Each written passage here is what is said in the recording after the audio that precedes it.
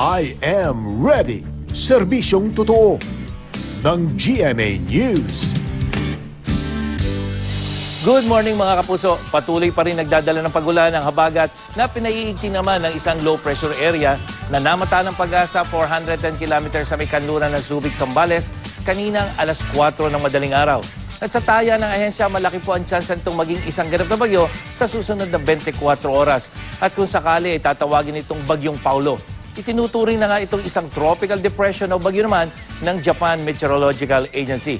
At makikita naman natin sa wind map ng Weather Central na bagamat posible po itong maging isang bagyo, ay kikilos naman ito papalabas ng Philippine Area of Responsibility at walang inaasahang direktang epekto sa ating bansa.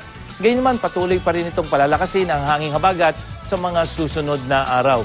At ngayong Huwebes, katamtamang lakas ng ulan ang inaasahan dito po sa Central at Southern Luzon, habang mahihinang ulan na lang ang maranasan dyan sa Hilagang Luzon. At sa Metro Manila, malaki pa rin ang tsansa ng katamtaman hanggang minsang malakas na ulan. Mula po yan umaga hanggang sa gabi.